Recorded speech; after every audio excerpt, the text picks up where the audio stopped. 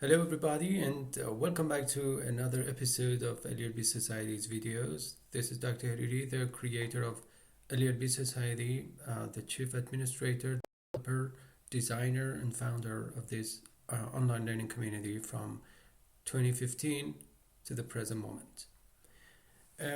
In this video from the series of Dr. Muhammad Hussein Hariri's Hariri Asks presentations or lectures, I'm going to give you more information on the numerous effects or benefits, let's say, of asynchronous learning, which is a relatively new form of education and one of the cornerstones or actually pillars of LELB society, together with flipped learning and roundtable inverted learning sometimes.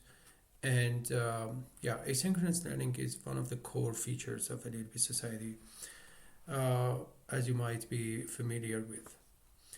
So, by the way, if you're curious to access the script or transcript of this presentation, I will provide you with the link to this presentation, the script of that, because I've already written the English version of this article, and this is available for free to all of the visitors. So just find the link in the description area right down below, and also you can access our website and visit our website here. As you can see, let me make sure you can. Yeah, here it is, lelb.net. Okay, the first benefit, which is obvious, and as a matter of fact, one of the building blocks of asynchronous learning is flexibility in time. I mean, students and teachers can have a variety of options because classes are not held at fixed time. Okay, unlike synchronous learning or live classes, actually there is no specific class time here. So this could be beneficial advantages to. As a matter of fact, those who have a very hectic lifestyle and schedule, for example, if you are a businessman or businesswoman or entrepreneur, actually you can easily take advantage of asynchronous learning and some other benefits actually that could easily be derived. So the other point is that asynchronous learning could easily be amalgamated with flipped, and we at LELB Society have implemented it and employed both flipped learning and asynchronous learning together with each other. And because, at in our YouTube channel, if you're familiar with that, I have, and our team has developed and published over 900 videos in both English and Persian, which is my mother tongue, and the number is increasing every day. Not every day, but at least every week. And so instead of just teaching one class again and again in an let's say unending cycle, I have taught them just once, and I use them several times for several students. So this is really economical, energy saving, and actually it's very, very advantageous if you just pay enough attention to this particular feature of flipped learning and asynchronous learning. It means in which you just videotape or record one presentation and use it for a variety of purposes in a variety of classes. And so with the help of the archiving and blogging system at LELB Society running on WordPress, which is a very popular CMS or content management system, one of the leading CMSs, actually we have been able to categorize and archived over 4,040 English and Persian lessons in 23 categories so far. And these over 4,000 English and Persian lessons actually have had over 5,100 comments and replies. I mean, 5,100 comments and replies. And the number actually, as I said, is increasing every day. And so this shows that the majority of our Persian and English lessons actually have videos. I mean, we have taught them already, so we don't need to teach them again and again to countless students, which is abortive. We believe that this would be in vain. I mean, you will lose a lot of energy and time. So, as I said, uh, flipped learning and asynchronous learning could be merged with each other in order to just provide students and learners with better educational opportunities. And the other point is that another benefit of asynchronous learning is that it could easily be, as I said, amalgamated with or mixed with synchronous learning. Uh, there is nothing wrong with that. I mean, combining synchronous and asynchronous learning with each other and just taking the advantage of this mixed form of education whenever necessary. Because believe it or not, uh, being a relatively new form of education, actually, sometimes we have noticed that some students actually who are incredulous, um, actually they doubt about the efficacy of asynchronous learning because they don't have access to immediate teacher feedback. Because teachers' feedback and correction is not immediate or on demand. Therefore, they think that it cannot be that useful. They just speculate on that.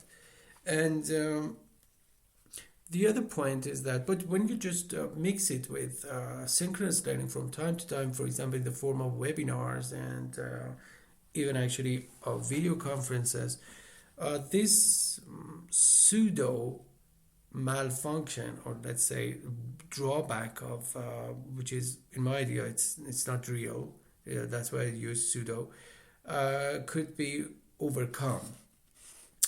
Well, another advantage of flipped learning and asynchronous learning is parental monitoring and supervision.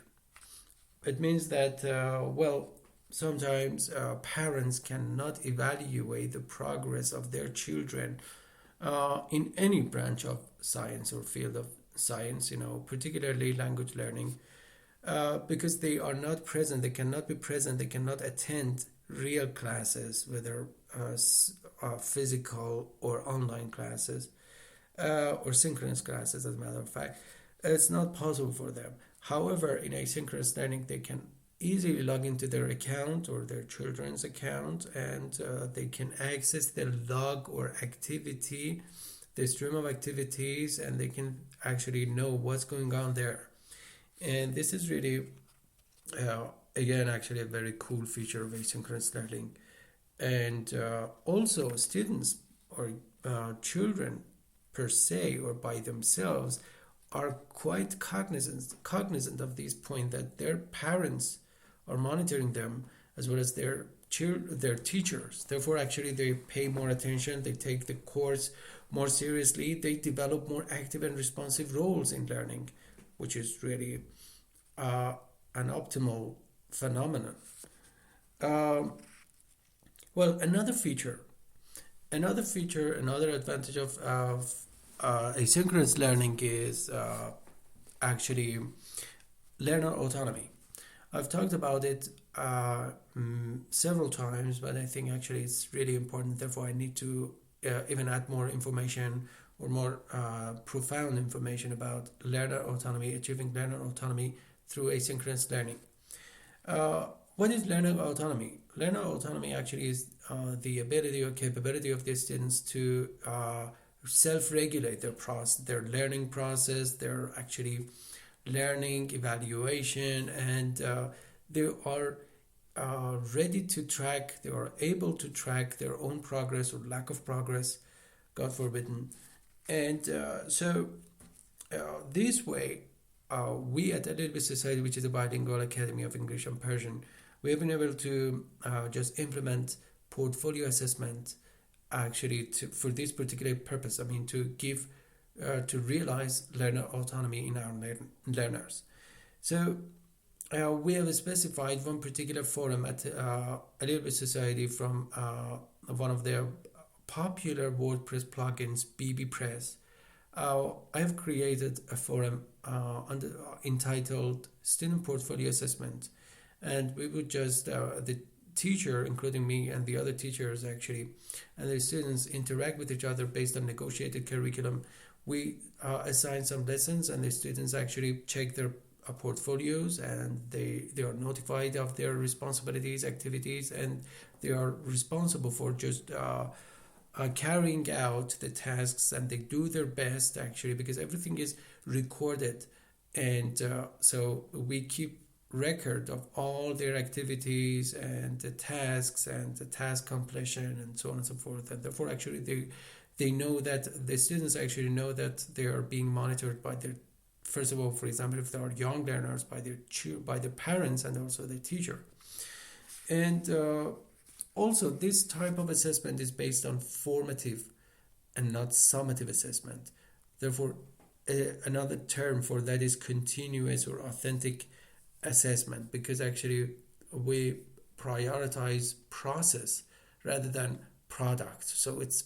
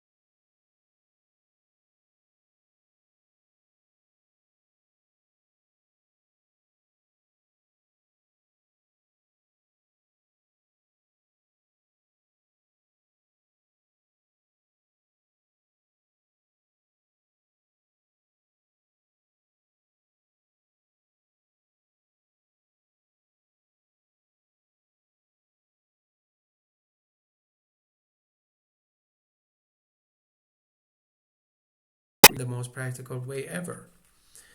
All right, so however, it's not that easy. First of all, actually, your learning community should be on the basis of a robust infrastructure. I mean, you need to just run your business on a VPS dedicated server, not shared hosting, because actually, if the number of students grows, you cannot just accommodate all of them in one shared hosting web server, And this is about the robust infrastructure and also, let's say, adequate technology to install software programs to account for, let's say, nested, indented comment forms and forums. And on the other hand, you need to just provide the students with a comprehensive database of knowledge. For example, we're running a bilingual academy of English and Persian, and this academy has published over 4,040 English and Persian lessons. So it's almost unprecedented, and the students could search for almost everything. And we try to satisfy the curiosity of our students in both Persian and English. Okay, so asynchronous learning could yield meaningful learning in a variety of ways. And I'm going to just give you more detail on how to promote meaningful and deep learning through asynchronous learning. Because these students are not under the pressure of synchronicity, it means that they don't attend any synchronous classes. They have this time to digest the material, to just understand what they are reading, what they are studying, and if they are not satisfied, actually they can conduct further research and they can just refer to external sources, and this is really great. And this is not something possible in synchronous classes. Therefore, they tend to become more reflective by nature. And the other point is that asynchronous learning could encourage process-orientedness in education. It means that the students and the teacher focus on the process of learning rather than the final product or end product of learning or education in the form of some unreasonable final exams, not very practical final exams, I can say. And the students and the teacher could develop active and responsive roles in learning because they have to, because they are autonomous. This is based on learner-centeredness, so there's no other way. And also the students, at least I have experienced it, I have monitored it. Even my PhD thesis has been on this issue, social presence and interactivity. So students are able to self-evaluate, to evaluate their own performance, because of that, or thanks to portfolio assessment. And also formative assessment, continuous assessment, and authentic assessment, as opposed to traditional assessment or product-based assessment lasting for a couple of hours at the end of their, let's say, term. And another cool feature about asynchronous learning is that it is very cost-effective compared to synchronous classes. In synchronous learning, the teacher has to teach something, one material, one course again and again over time, and therefore he or she has to spend so much time teaching the same thing again and again. And as a matter of fact, because their time is spent, they need to just charge students correspondingly. But this is not the case in asynchronous learning, because actually the teacher can teach something, or even actually it is possible to use some other teacher's presentations, in the form of recorded presentations or lectures. Therefore, the teacher is not able, fortunately, to charge the students as a teacher, and therefore it is really cost effective. All right, and this time I'm going to give you some information on the cases in which asynchronous learning cannot be recommended. Don't think that asynchronous learning is a panacea or cure-all. So for all cases, for all students, no, that is not true. This is just a myth. And if you think that asynchronous learning could work a miracle under any circumstances, no, that's not true. First of all, asynchronous learning could not be applied, could not be employed for young learners because of the fact that young learners, first of all, they really depend on teachers' immediate feedback and correction, interaction. As a matter of fact, immediacy, teachers' immediacy is very important in actually teaching young learners. And also they rely on anticipation of rewards, and even actually I believe that physical classes, not online classes, are more preferable to teach young learners because they need to have face-to-face interaction actually with the teacher, and online communication I think is not that suitable for teaching young learners, let alone asynchronous learning. And the other point there is that asynchronous learning could not be used properly to teach elementary students, because elementary students need to have, particularly in the field of second language acquisition, they need to access teachers' immediate feedback and correction and actually interaction because they don't know the second language very well, and it is natural for them to rely on teachers' immediate feedback and interaction. And the other point is that we should understand and accept this fact that asynchronous learning has not been well adopted socially. I mean, it has not been accepted socially, and because people, I mean, students need to be socially and educationally prepared and ready for that. And this has not been the case as far as I can see these days. But I mean, it is on the rise and it's getting better and better over time. But it is not. I mean, not all people are open to it yet. Therefore, we should understand that we should just educate and train students actually about the numerous benefits of asynchronous learning. And this presentation could also be serviceable and useful for this particular purpose, opening the eyes of students and teachers, some of them, not all, to the advantages of asynchronous learning, particularly through flipped learning. And the other point, another case or situation in which asynchronous learning is not recommended is that if when it comes to online learning or online education, if your learning online community or environment actually is not based on, as I said, a robust infrastructure, it means that the server is not robust and is not viable, and you cannot accommodate, I mean, your learning community cannot accommodate a lot of learners at the same time, and the server goes down actually, so you cannot just think of asynchronous learning at all.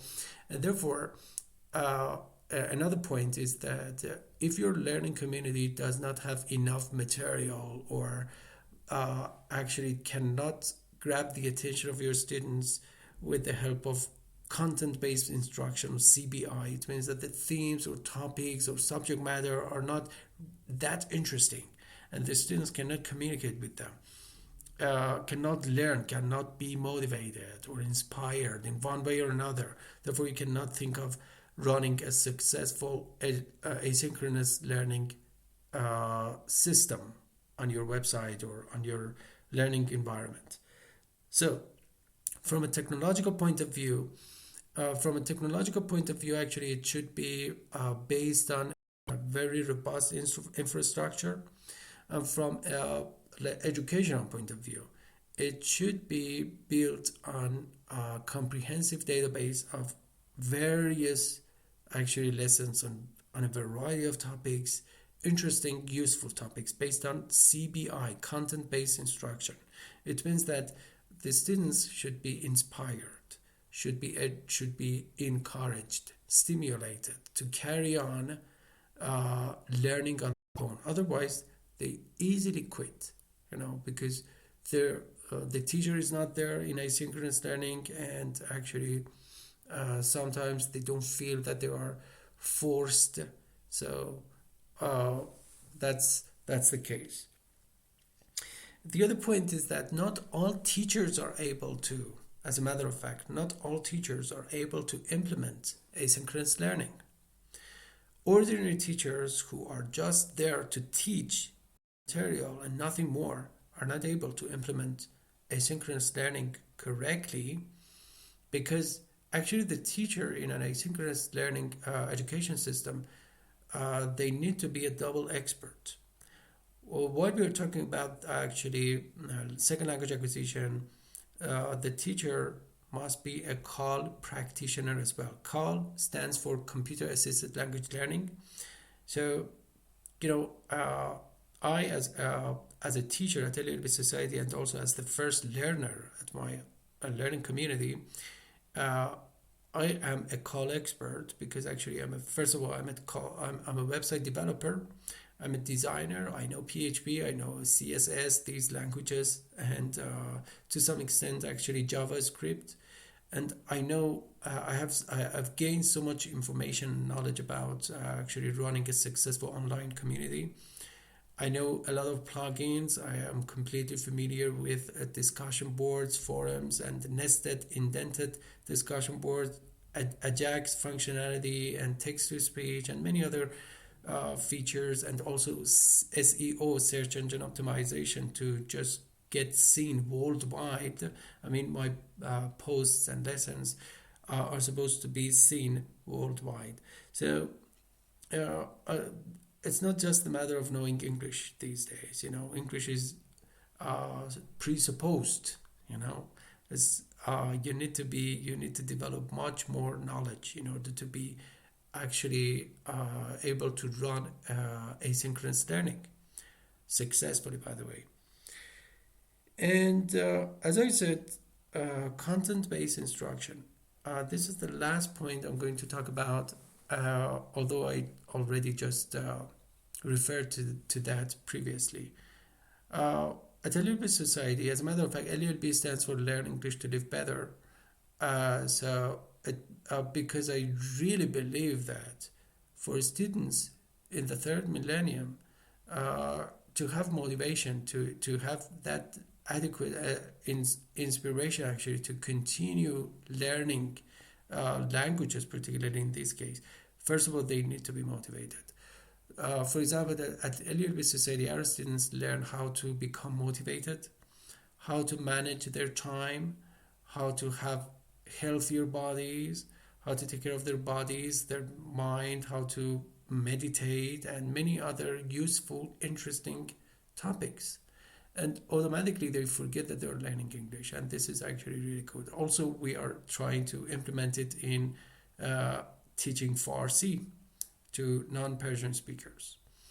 Alright, we come to the end of this presentation. Remember, you can access the script or transcript of this presentation in the description area right down below the video.